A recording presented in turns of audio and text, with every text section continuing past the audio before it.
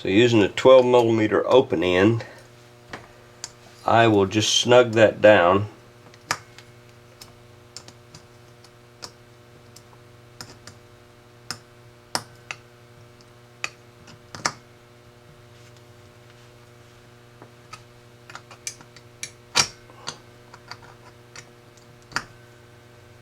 Okay, that's good. So we are pretty well set. On a Mikuni carburetor, this is the inside of the slide. I'll lift this out. There is the slide, looks like that inside. There is a needle, and I'm sure you can't see this, but there will be 5 notches in that jet needle. And there's a circlip on there. The circlip needs to go in the 3rd notch from the top or the 3rd notch from the bottom. That's the very middle notch. And that's where that clip needs to be set at. After that, it simply drops through that center hole in the slide and hangs down like that. The next thing we want to do is put the throttle cable in here, and I'll show you how that's done. You take the top. It has a rubber boot that goes on over it. Mine does. They don't all have that. And you feed the cable through that, and it sits in the top. Now you put the spring on. A spring, you see how much longer it is. There's the end of the cable, and that's all the way out here. So we're going to have to compress that spring fully and put it into the carburetor. And as it goes into the carburetor, and again I hope you can see this, there's a hole and then there's a notch. Let me try that again. There's a hole that the lead bead on the cable goes through,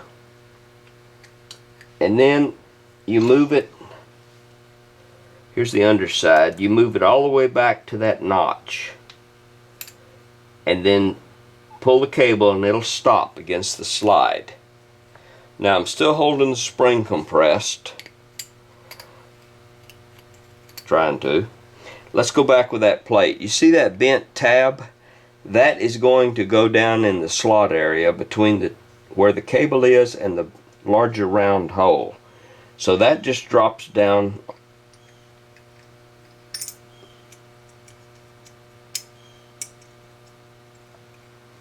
It drops down inside the slide, and it has a center hole. I don't have it positioned exactly correct yet.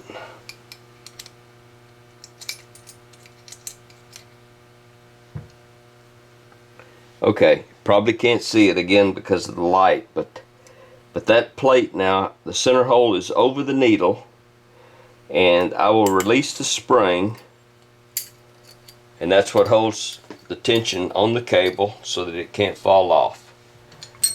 And then you twist the throttle grip,